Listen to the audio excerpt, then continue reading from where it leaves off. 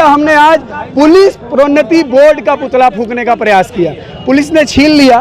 खैर पुतला हम चाहते तो हम फूंक लेते, कोई रोक नहीं पाता, लेकिन हमारा केवल एक विरोधात्मक प्रतीकात्मक विरोध था कि ये नहीं होना चाहिए। कभी घुसखोर पंडित ले आते हैं, कभी अवसरवादी पंडित बना के सवाल में लगा देते। दरोगा भर्ती क्या साधारण परीक्षा है क्या? वो साधारण परीक्षा है क्या? उसमें लाखों लोग अभ्यर्थी जाते हैं। आप क्यों अपमान कर रहे हैं? मुझे समझ में नहीं आ रहा है। भाजपा में के सरकार में बैठे हुए जो जिम्मेदार लोग हैं, उनके न बोलने पे नाराजगी हो रही है। हमारे वोट से या हमारे एक बहुत बड़े भाग से के अधिकार पर उप मुख्यमंत्री ब्रजेश पाठक बैठे हुए हैं, उनके रहते लगातार विरोध हो रहा है। ये ठीक नहीं है। ब्रजेश पाठक जी को चेतना चाहिए कि उनके रहते कैसे ये सवाल दरोगा भर्ती में आ गया और क्या कार्रवाई उन्होंने किया, क्या मुख्यमंत्री जी से उन्होंने कार्रवाई कराई, ये भी तो चिंता का विषय है। आज यादव के लिए अखिलेश यादव बोलते हैं, राजभर के लिए राजभर बोलते हैं, ओम प्रकाश राजभर अनिल राजभर बोलते हैं, मौर्य के लिए स्वामी प्रसाद मौर्य बोलते हैं। ब्राह्मणों के लिए कौन बोलेगा? आप ब्राह्मणों के नाम पर बैठे हुए और कभी घुसखोर पंडित, कभी रावण को मिमिक्री आर्टिस्ट, क्या ये है? ये चीज़ें ठीक नहीं है। साथियों नमस्कार, और आप देख रहे हैं कांडी बनारसी। कांडी बनारसी में आपका स्वागत है। बनारस में ब्राह्मण लोग आज रोड पर उतरकर सरकार को लेकर घेरना शुरू कर दिए हैं। और आपको बता दें कि यूपीएससी में पूछे गए सवाल से लेकर आहत हैं लोग। इनका कहना यह है कि ब्राह्मणों का अपमान हुआ है। सीधे तौर पर हम बात करेंगे कि जिस तरीके से ब्राह्मणों का अपमान को लेकर बनारस के जिला मुख्यालय पर सरकार को घेरने का काम शुरू हो गया है। सीधे तौर पर बात करते हैं। ये बताइए क्या लगता है, क्यों आप लोग इतना नाराज हैं? देखिए, इस सरकार में लगातार ब्राह्मणों का अपमान जारी है। अब तो हद हो गई जब परीक्षा में ऐसे सवाल पूछ दिया जाए और अवसर पर बदल जाने वाले को क्या कहते हैं और उसमें विकल्प के रूप में पंडित को देना, कितनी शर्मनाक बात है। हद हो गई सरकार की। इस जो डिप्टी सीएम बने हैं ब्राह्मणों के नाम पर ब्रजेश पाठक, इनको तत्काल अपने पद से इस्तीफा देना चाहिए और जिसने भी इस क्वेश्चन को बनाया है और उस बोर्ड के मेंबरों को तत्काल बर्खास्त कर देना चाहिए। इस पे एक ऐसी कार्रवाई होनी चाहिए ताकि ये नजीर बन सके कि ताकि जाति वैमनस्यता इस प्रदेश में फैलाई न जाए।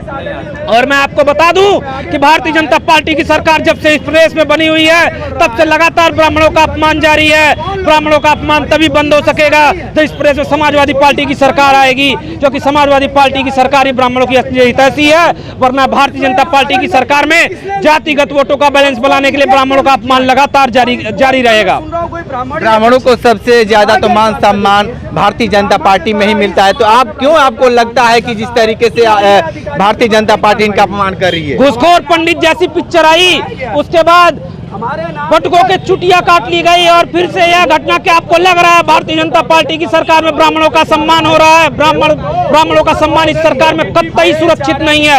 यह लोग लगातार ब्राह्मणों को अपमानित करने का काम कर रहे हैं और यह भाजपा की साजिश है।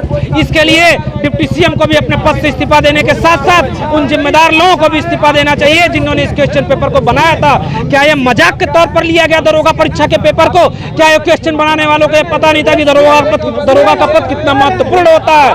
ऐसे सवाल उलझुल सवाल पूछकर जातिगत भेदभाव को बढ़ाने का काम कर रहे हैं ये लोग। ठीक है, क्या कहेंगे भाई जिस तरीके से आप लोग लगातार सरकार के ऊपर आरोप लगा रहे हैं? जी, मेरा नाम पड़ेगा श्रवण पांडे। तो पांडे है तो ब्राह्मणवाद तो मेरे खून में तो वही है, और हमने उनको बनाया मुख्यमंत्री ब्रजेश पाठक जी को, और उनको आदरणीय मानने करने बड़ा शर्म आ रहा है कि आप हम ब्राह्मण समाज हमारे तमाम बड़े भाई यहाँ उपस्थित हैं और आप इस घटना को देखते कुछ नहीं कर रहे हैं। और क्या ब्राह्मण इतना नीचा हो गया है कि कोई भी बिरादर कुछ बोलेगा? ब्राह्मण ना कभी हारे ना हारा है, ना कभी हारेगा ना कभी हारेगा। हम अनुशासन में रहते हैं, किसी का अपमान नहीं सहते, हम किसी को रे तेरे नहीं बोलते। हम ब्राह्मण है। हमारे सामने आता है पंडित जी, पांडे जी, मिश्रा जी, तिवारी जी। अब ब्राह्मण कभी हारेगा नहीं ना कभी हारेगा। इसी वाणी पे अपने वाणी को विराम करता हूँ। ठीक है, और भी लोग हैं, थोड़ा सा बात कर लेते हैं। ये बताइए कि ये आप लोग क्यों नाराज है? सरकार से क्यों नाराजगी है? सरकार से नाराजगी केवल इतनी है कि हमारे पूर्वजों ने, चाहे श्यामा प्रसाद मुखर्जी हो, पंडित दीनदयाल उपाध्याय हो, या ऐसे तमाम लोग हों, उन लोगों के त्याग, बलिदान, तपस्या पर ये पार्टी खड़ी है। आज भारतीय जनता पार्टी चाहे देश में हो चाहे प्रदेश में हो, लगातार विकास के कार्य कर रही है। ये कौन लोग हैं जो सरकार की छवि धूमिल करने का काम कर रहे हैं? उन लोगों पे कार्रवाई क्यों नहीं हो रही है? ये आज हमारा गुस्सा था। इसीलिए हमने आज पुलिस प्रोन्नति बोर्ड का पुतला फूंकने का प्रयास किया। पुलिस ने छीन लिया। खैर, पुतला हम चाहते तो हम फूंक लेते, कोई रोक नहीं पाता। लेकिन हमारा केवल एक विरोधात्मक, प्रतीकात्मक विरोध था कि ये नहीं होना चाहिए।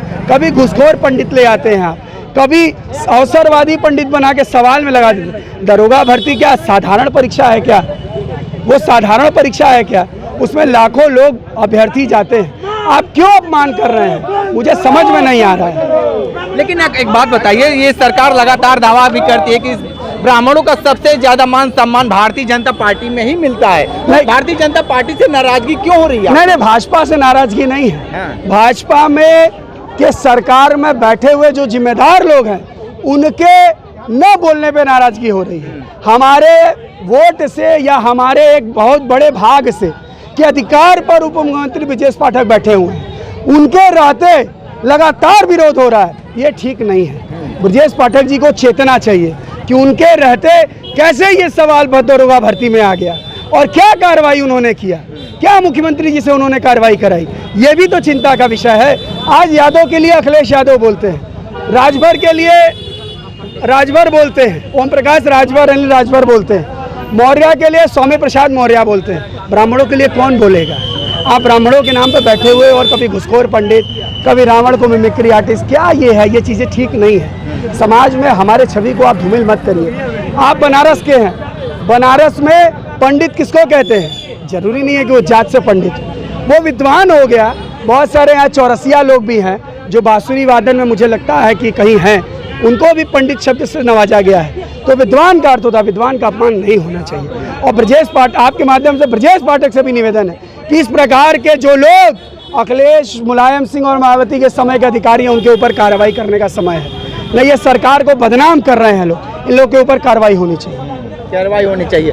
क्या कहेंगे भाई आप? जिस तरीके मैंने पूरी तरीके से हम विरोध करते हैं। ये इस जो बोर्ड की ये कार्रवाई कृत्य है, ये पूरी तरह से निंदनीय है। एक जाति विशेष के ऊपर इस तरह के सवाल सेट करना जो उन्माद का विषय है, पहले से ब्राह्मण पहले से ही शासन से नाराज चल रहा है, कुछ ऐसे कृत्य होते चले आ रहे हैं लगातार। तो आप सरकार को गिराने की मंशा से इस तरह का कृत्य कर रहे हैं। हम माननीय मुख्यमंत्री से ये निवेदन करते हैं कि इस तरह का कृत्य दोबारा ना हो और उस विशेष आदमी पर एक कार्रवाई सुनिश्चित हो। तो आप देखिए किस तरीके से यूपीएसआई में पूछे गए सवाल, समान हिंदी में पूछा गया सवाल, जिसको लेकर ब्राह्मण समाज काफ़ी नाराज हैं और सरकार पर लगातार सवालिया निशान खड़े कर रहे हैं। सीधे तौर पर इनका यही कहना है कि ब्रजेश पाठक मौन क्यों है?